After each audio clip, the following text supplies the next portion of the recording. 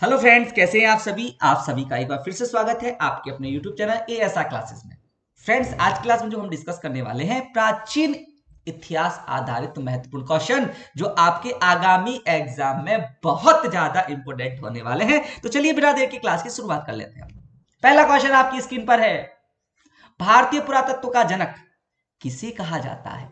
Options आपकी screen में है, दे दिया आंसर। बिल्कुल सही है, option A is the correct answer, Alexander kingdom, जिनकी पैदा 1814 से 93, मृत्यु किन से 1853 में इसकी मृत्यु हो गई थी। ठीक है, अब यहां पर देखिए भारत आए थे कि ब्रिटिश सेना अधिकारी के रूप में आए थे। इन्होंने जब सेवानिवृत्ति दे दी गई तो 1861 में इन्होंने भारतीय पुरातत्व सर्वेक्षण का पहला महानिदेशक नियुक्त कर दिया गया। अब देखिए ये बात यहां से क्यों, अगर क्वेश्चन आपको ये पता है कि क्वेश्चन अगर जनक के रूप में पूछे तो हम आंसर दे देंगे, लेकिन अगर क्वेश्चन घुमाना चाहता है तो क्वेश्चन ये भी पूछ सकता है कि भारतीय पुरातत्व का पहला महानिर्देशक किसे नियुक्त किया गया था। तो महानिर्देशक भी अलेक्जेंडर किंगडम को नियुक्त किया गया था 1861 में। इस बात को अच्छी तरह याद रख लेना कि क्वेश्चन कैसा भी आए हमें क्वेश्चन को छोड़ना नहीं, बस थोड़ा सा डीपली हमें अध्ययन करना है। क्वेश्चन नंबर 2 बहुत इजी, भारतीय पुरातत्व सर्वेक्षण निम्नलिखित मंत्रालयों में से किसका संलग्न कार्यालय है? आपको यह बताना है। पर्यटन मंत्रालय, विज्ञान एवं प्रौद्योगिकी मंत्रालय, संस्कृति मंत्रालय, मानव संसाधन विकास मंत्रालय। तो फ्रेंड्स इसका आंसर होगा option C is the correct answer, संस्कृति मंत्रालय। मार्च 2023 तक की बात कर रहा हूं क्योंकि मंत्री बदलते रहते हैं। मार्च 2023 तक जो संस्कृति मंत्रालय है वो किसके पास था?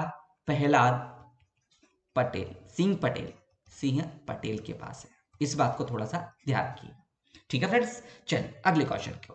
क्वेश्चन नंबर 3 आपकी स्क्रीन पर है, विंध्य क्षेत्र के किस शिलाश्रय से सर्वाधिक मानव कंकाल मिले हैं?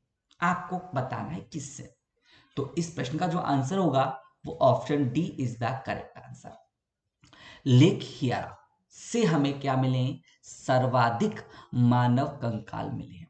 अगर यहां पर चर्चा की जाए तो देखिए डॉक्टर जे एन पांडे, ठीक है, अगर इनकी बात मानी जाए और इनकी पुस्तक कौन सी? पुरातत्व विमर्श, इसको भी ध्यान रखने के अनुसार विंध्य क्षेत्र के लखहीरा के शिलाश्रय संख्या 1 से मध्य पाषाणिक एवं लघु पाषाण उपकरणों के अतिरिक्त 17 मानव कंकाल प्राप्त हुए।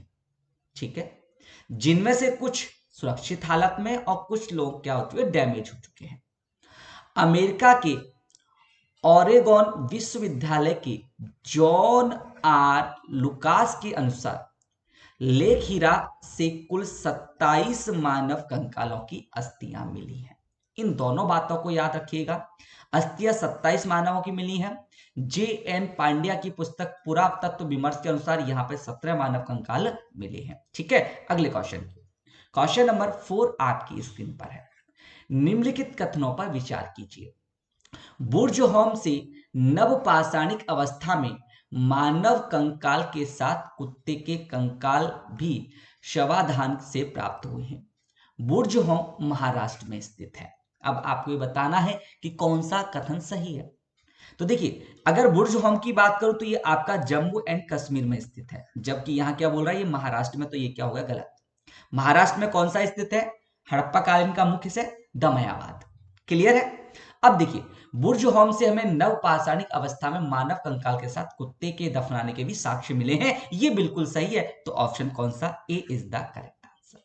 क्लियर है फ्रेंड्स? तो देखिए यहां पे और ज्यादा हम एक्सप्लेन कर लेते हैं। जम्मू एंड कश्मीर में श्रीनगर के निकट उत्तर पश्चिम में स्थित बुर्ज होम से नवपाषाणिक अवस्था में मानव कंकाल के साथ कुत्ते का कंकाल भी हमें कब्र से प्राप्त हुआ है। इससे हमें लगता है कि उसके साथ कुत्ते को भी दफनाया जाता था। गर्दावास यानी गड्ढों वाले घर भी यहाँ की क्या रही है? मुख्य विशेषता रही है। कहां की? बुर्ज होम की। इस बात को थोड़ा सा ध्यान रखिएगा। अगला क्वेश्चन उसी से रिलेटेड है, क्वेश्चन नंबर 5, गर्त आवास होते हैं छिपे हुए घर, पेड़ों पर बने घर, धरती के नीचे बड़े घर, गड्ढों में बने घर। तो आपका जो आंसर होगा वो option D is the correct answer, गड्ढों में बने हुए घर। जो कि कौन फेमस था, तो हड़प्पा काल में बुर्ज होम, और कहां पर, जो आपका भारत में जम्मू एंड कश्मीर का पास है। ठीक है बेटाओ, चलिए अगले क्वेश्चन पे हम बात करते हैं। क्वेश्चन नंबर 6 आपकी स्क्रीन पर है। ताम्रशय काल यानी ताम पाषाण काल में महाराष्ट्र के लोग मृतकों को घर के फर्श के नीचे किस तरह रखकर दफनाते थे, आपको यह बताना है, उनकी डायरेक्शन बतानी है। तो इस प्रश्न का जो आंसर होगा वो आंसर होगा option A is the correct answer, उत्तर से दक्षिण की ओर। देखिए यहां पर कुछ बात है कि महाराष्ट्र के ताम्रपाषाण कालीन संस्कृति, जोरवे संस्कृति, कौन सा, जोरवे संस्कृति, ध्यान रखिएगा कि नेवासा स्थानों के नाम से, दमयाबाद मैंने अभी बताया था आपको, कोठे, चंदौली, इनाम गांव आदि पुरा स्थलों में घरों से मृतकों को अस्थि कलश में रखकर उत्तर से दक्षिण स्थिति में घरों के फर्श के नीचे दफनाए जाने के साक्ष्य मिले हैं। कब्र में मिट्टी की हांडियां और तांबे की कुछ वस्तुएं भी रखी जाती थी, ये वहां से साक्ष्य मिले हैं महाराष्ट्र के। क्लियर है कि नहीं क्लियर है? चलिए अगले क्वेश्चन की ओर मूव करते हैं। क्वेश्चन नंबर 7 आपकी स्क्रीन पर। गैरिक मृदभांड पात्र ओसीपी का नामकरण हुआ कहां, किसमें हुआ है? तो ये हुआ है option C is the correct answer, Hastinapur में। कहां पर हुआ है? हस्तिनापुर में। अब देखिए यहां से कुछ रिलेटेड क्वेश्चन। गंगा यमुना दो आव की संस्कृति परंपरा संभवतः उस संस्कृति के साथ ही शुरू होती है जिसे अपने अत्यंत विशिष्ट मृदभांड के नमूनों के कारण गैरुवणी और गैरिक मृदभांड संस्कृति भी कहा गया है। इसके साक्ष्य विशेषतः हस्तिनापुर और अंतरंजी खेड़ा से प्राप्त हुए हैं। इन दोनों को भी थोड़ा सा ध्यान से देख लीजिएगा। ठीक है फ्रेंड्स, चलिए अगले क्वेश्चन की ओर। क्वेश्चन नंबर 8 आपकी स्क्रीन पर है। भारत में किस शिलाश्रय से सर्वाधिक चित्र प्राप्त हुए हैं? और चित्रों की संख्या लगभग 500 में आपको बता दी। तो आपका जो आंसर होगा वो आपका होगा option A is the correct answer, Bhimbetka, जो कहां पर है? एमपी में स्थित है। देखिए यहां से अगले क्वेश्चन की ओर बात करें। क्वेश्चन नंबर 9, भीमबेटका की गुफाएं कहां स्थित हैं? भोपाल, इलाहाबाद, अहमदनगर या फिर रायसेन? तो फ्रेंड्स इसका जो आंसर होगा वो option D is the correct answer, Raisen, जो कहां पर स्थित है? एमपी यानी मध्य प्रदेश में स्थित है। देखिए मध्य प्रदेश की रायसेन जिले में स्थित भीमबेटका ऐतिहासिक शैल चित्रकला का सर्वश्रेष्ठ उदाहरण है। इन गुफाओं में जीवन के विभिन्न रंगों की पेंटिंगों को रूप में उकेरा गया है, जिसमें हाथी, सांभर, हिरन, इनका नाम थोड़ा सा याद रख लीजिए, पशुओं का नाम आदि के चित्र हैं।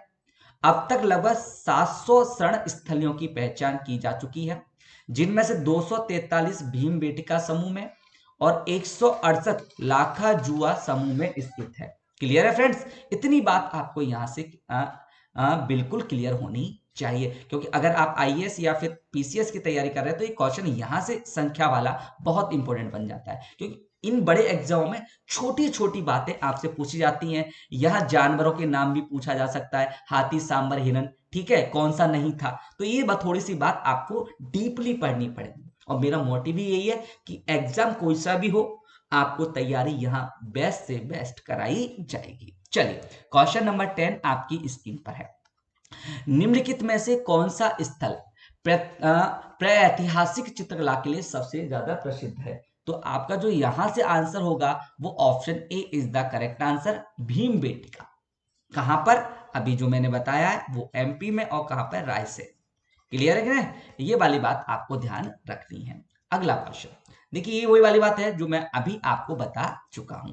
वापस में बोल रहा हूं, यहां जानवरों के नाम थोड़ा याद कर लीजिएगा, कौन कौन है। एक तो हाथी है, सांबर है और हिरन है। इन बातों को थोड़ा सा ध्यान रखिएगा, ठीक है। चलिए अगले क्वेश्चन पर। भीमबेटका प्रसिद्ध है? भीमबेटका क्यों प्रसिद्ध है? खनिज के लिए, गुफाओं के शैल चित्र के लिए, बौद्धिक प्रतिमाओं के लिए, सोन नदी का उद्गम स्थल। तो आपका जो आंसर है वो B is the correct answer. गुफाओं के शैल चित्र के लिए भीमबेटका क्या है? प्रसिद्ध है। चलिए अगले क्वेश्चन की ओर। क्वेश्चन नंबर 12 इंपोर्टेंट है आपके लिए।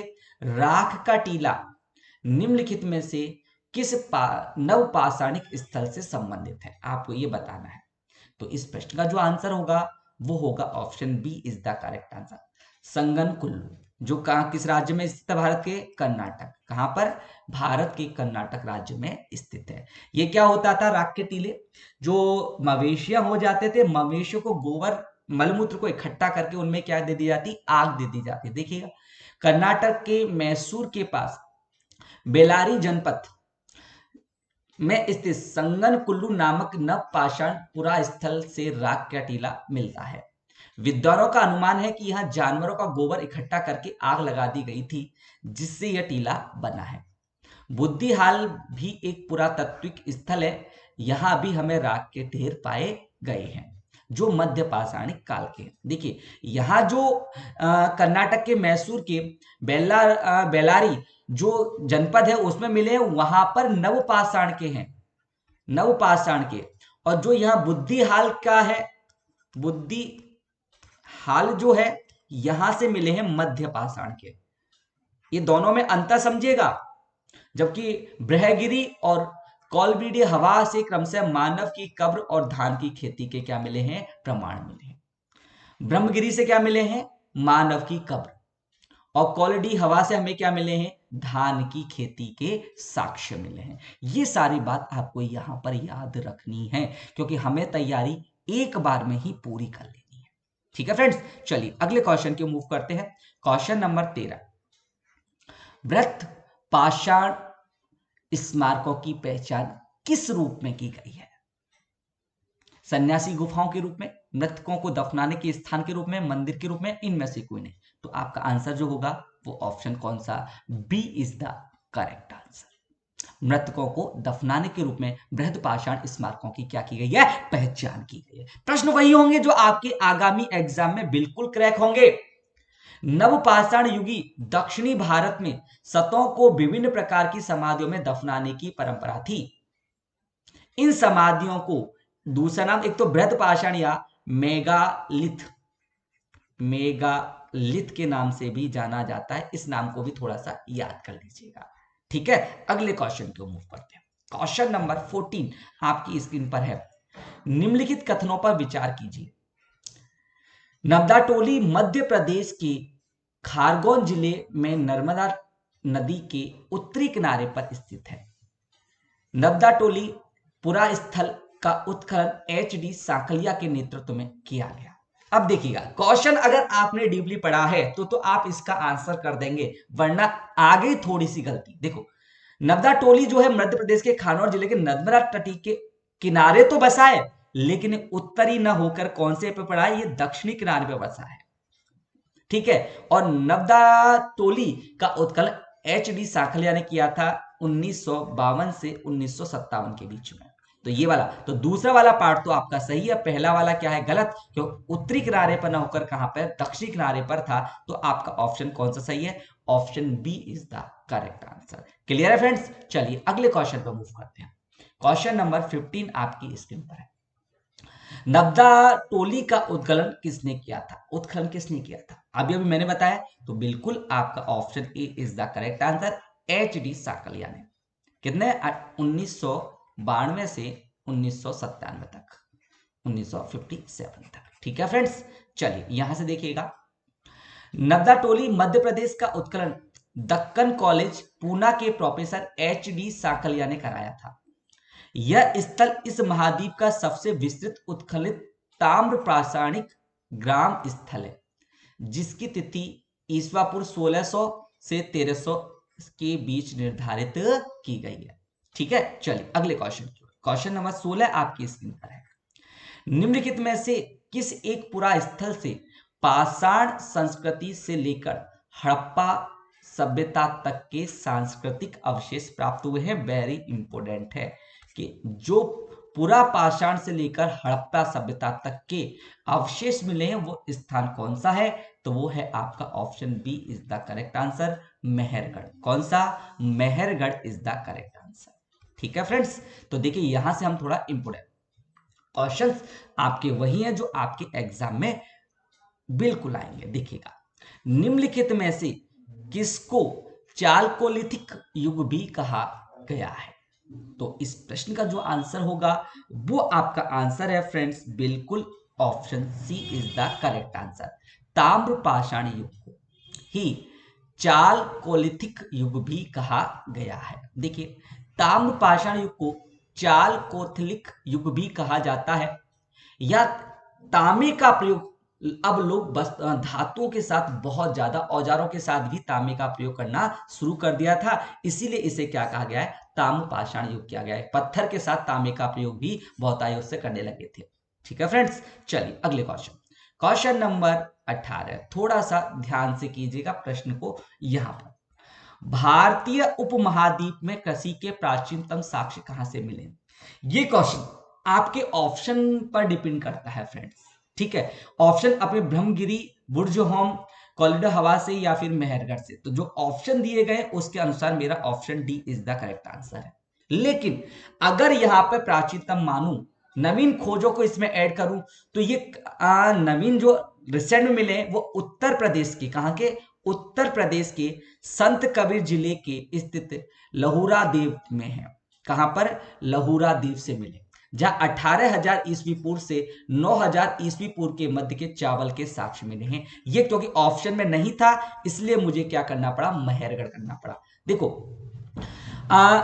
उल्लेखनीय है कि इस नवीनतम खोज के पूर्व, इससे पहले भारतीय उपमहाद्वीप का प्राचीनतम कृषि का साक्ष्य स्थल मेहरगढ़ था, जो पाकिस्तान के बलूचिस्तान में स्थित है। यहां 7,000 ईस्वी पूर्व के गेहूं के साक्ष्य मिले। यहां पर देखिए, उत्तर प्रदेश में किसके मिले हैं? उत्तर प्रदेश में चावल के साक्ष्य मिले हैं। और कहां से? 18,000 ईस्वा पूर्व से 9,000 ईस्वा पूर्व। और जो मेहरगढ़ से मिले थे हमें गेहूं, किसके मिले थे? वो गेहूं के मिले थे। किसके? गेहूं के साक्ष्य मिले थे। जो यहां पर हमें किसके? गेहूं के साक्ष्य मिले थे। जबकि प्राचीनतम चावल के साक्ष्य वाला कोलहीड़ा, जो इलाहाबाद जिले में बेलन नदी के तट पर स्थित है, यहां पर 6500 ईस्वी पूर्व के चावल की भूसी के साक्ष्य मिले हैं। माना जाता था उपयुक्त संदर्भों से यदि विकल्प में लहुरा देवा रहता तो मेरा आंसर वह सही था, लेकिन लहुरा देवा वहां उपस्थित नहीं है, इसलिए मेरा आंसर क्या हो जाएगा? मेहरगढ़ हो जाएगा। बोलो बात समझ में आई कि नहीं? अभी ये वाली बात क्लियर है सबको? चलिए अगले क्वेश्चन की ओर मूव करते हैं। हमारा अगला क्वेश्चन हमसे क्या कह रहा है? क्वेश्चन नंबर 19 आपकी स्क्रीन पर है। निम्नलिखित कथनों पर विचार कीजिए। भारतीय उपमहाद्वीप में प्राचीनतम कृषि साक्ष्य वाला स्थल उत्तर प्रदेश के संत कबीर नगर जिले में स्थित लहुरा देव है।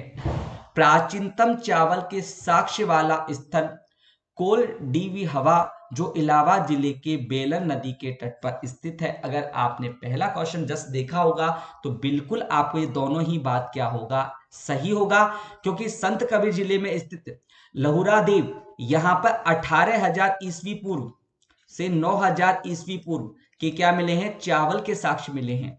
और यहाँ प्राचीनतम इससे पहले जो साधन कोलडी हवा, जो इलाहाबाद जिले के बेलन नदी पर स्थित है, बिल्कुल ये बिल्कुल सही। यहां से भी हमें चावल की भूसी, किसकी? चावल की भूसी के साक्ष्य मिले हैं, जो 6500 ईस्वी पूर्व की है। तो दोनों ही सही है, option B is the correct answer. बोलो बेटा बात समझ में आई कि नहीं?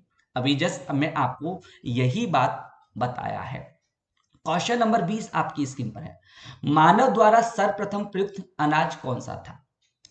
जौ, चावल, गेहूं या बाजरा? तो आपके इस प्रश्न का जो आंसर होगा फ्रेंड्स वो होगा option A is the correct answer, जौ। मानव द्वारा सर्वप्रथम अनाज था वो था जौ था। आधुनिक मानव समाज द्वारा मुख्य रूप से 8 खाद्य अनाजों का प्रयोग किया जाता है: जौ, गेहूं, चावल, मक्का, बाजरा, सोंगम, राई एवं जई।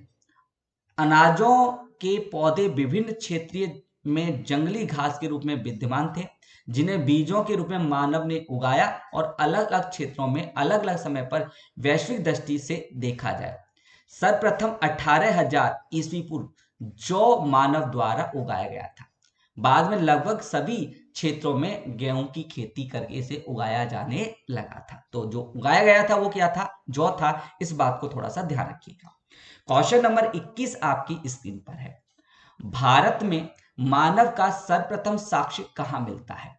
भारत में मानव का सर्वप्रथम साक्ष्य कहां मिलता है? आपको ये वाला बताना है। तो फ्रेंड्स, आपका जो इसका आंसर होगा वो होगा नर्मदा घाटी। Option D is the correct answer. देखिएगा, भारत में सर्वप्रथम साक्ष्य मध्य प्रदेश के पश्चिमी नर्मदा क्षेत्र में मिला है। इसकी खोज 1982 में की गई थी। इस बात को भी थोड़ा सा ध्यान दीजिएगा। चलिए अगले क्वेश्चन में मूव करते हैं। 22 नंबर का क्वेश्चन आपकी स्क्रीन पर है। खाद्यों की कृषि सर्वप्रथम कहां की गई? किस काल में की गई? तो आपका इस प्रश्न का जो आंसर होगा वो आपका आंसर होगा option A is the correct answer. नवपाषाण काल में खाद्यान्नों की क्या करनी गई? खेती या कृषि आरंभ कर दी गई जीवन यापन के लिए। क्वेश्चन नंबर 23 आपकी स्क्रीन पर है। निम्नलिखित कथनों पर विचार कीजिए। दमदमा में 3 मानव कंकाल एक साथ दफनाए हुए मिले हैं। दमदमा प्रतापगढ़ में स्थित उत्खनन स्थल है। कौन सा सही है, कौन सा गलत है? तो यहां से देखिएगा, ये बिल्कुल सही है कि दमदमा में 3 मानव कंकाल एक साथ दफनाए हुए मिले हैं। दमदमा प्रतापगढ़ में स्थित उत्खनन स्थल है, तो दोनों सही है। तो option C is the correct answer है। ठीक है, देखिए, मध्य गंगा घाटी प्रतापगढ़ जिले में स्थित सराय नाहर राय मेहदाब दमदमा का उत्खनन किया गया। दमदमा लगातार 5 वर्षों तक किए गए उत्खनन के फलस्वरूप पश्चिमी एवं मध्यवर्ती क्षेत्रों में मानव समाधान ज्ञात हुए। इन समाधानों में से 5 समाधान युग्म समाधान हैं। एक समाधान में 3 मानव कंकाल एक साथ दफनाए हुए मिले हैं। शेष समाधान एक एक कंकाल के रूप में पाया गया है। अगले क्वेश्चन की ओर मूव करते हैं। क्वेश्चन नंबर 24 आपकी स्क्रीन पर है। हड्डी से निर्मित आभूषण भारत में मध्य पाषाण काल के संदर्भ में प्राप्त हुए। कहां से प्राप्त हुए आपको ये बताना है। तो आपका आंसर होगा option A is the correct answer. Mahadaha से हमें क्या मिले हैं? आभूषण हड्डी से निर्मित मिले हैं। चलिए अगले क्वेश्चन की ओर मूव करते हैं। निम्नलिखित में से किस स्थल से हड्डी के उपकरण प्राप्त हुए हैं? वही क्वेश्चन है, तो आपका जो आंसर हो जाएगा वो हो जाएगा option C is the correct answer. Mahadaha से हमें क्या मिले हैं? हड्डी के उपकरण प्राप्त हुए हैं। देखिए, मध्य पाषाण कालीन महदहा से उत्तर प्रदेश के प्रतापगढ़ जिले में स्थित है। यहाँ बड़ी मात्रा में हड्डी एवं सीख से निर्मित उपकरण प्राप्त हुए हैं। जी आर शर्मा 3 क्षेत्रों का उल्लेख करते हुए जो झील क्षेत्र, बूचड़खाना, संकुल क्षेत्र एवं कब्रिस्तान निवास क्षेत्र में बांटा गया था। बूचड़खाना संकुल क्षेत्र से ही हड्डी एवं सींग निर्मित उपकरण एवं आभूषण बड़े पैमाने पर हमें प्राप्त हुए हैं। ठीक है, अगले क्वेश्चन की ओर मूव करते हैं। अगला क्वेश्चन आपकी स्क्रीन पर। Question number 26। मध्य पाषाण काल में पशुपालन के प्रमाण जहां से मिले हैं वह स्थान कौन सा है? तो आपके इस प्रश्न का जो आंसर होगा वो होगा option C is the correct answer. Adamgarh. Adamgarh से हमें मध्य पाषाण काल में पशुपालन के प्रमाण मिले हैं। कहां पर है? तो ये मध्य पाषाण काल अंतिम चरण में पशुपालन के साक्ष्य प्राप्त होने लगते हैं। ऐसे में पशुपालन के साक्ष्य भारत के आदमगढ़, होशंगाबाद मध्य प्रदेश, जो मध्य प्रदेश में है, बागौर, भीलवाड़ा जो राजस्थान में है, से मिले हैं। ठीक है, चलिए अगले क्वेश्चन की मूव करते हैं। क्वेश्चन नंबर 27 आपकी स्क्रीन पर है। उत्खननित प्रमाणों के अनुसार पशुपालन का प्रारंभ हुआ था। कब हुआ था? अब आपको ये बताना है। तो आपके इस प्रश्न का जो आंसर होगा वो option D is the correct answer, मध्य पाषाण काल में। और आज की क्लास का आखिरी क्वेश्चन आपकी स्क्रीन पर है। फटाफट मुझे कमेंट करके बताइए कि इस प्रश्न का जो आंसर क्या होगा। कोपेनहेगन संग्रहालय की सामग्री से पाषाण, कांस्य और लोह युग की त्रियुगी विभाजन किया था। तो ये किया था आपके थॉमसन ने। Option A is the correct answer. Denmark के कोपेनहेगन संग्रहालय की सामग्री के आधार पर पाषाण, कांस्य और लोह युग की त्रियुगी विभाजन 1820 में पुरातत्विक क्रिश्चियन जोगसन थॉमसन ने किया था। तो उम्मीद करता हूं फ्रेंड्स आपको क्लास समझ में आई होगी। कमेंट करके जरूर बताएं आपको क्लास कैसी लगी।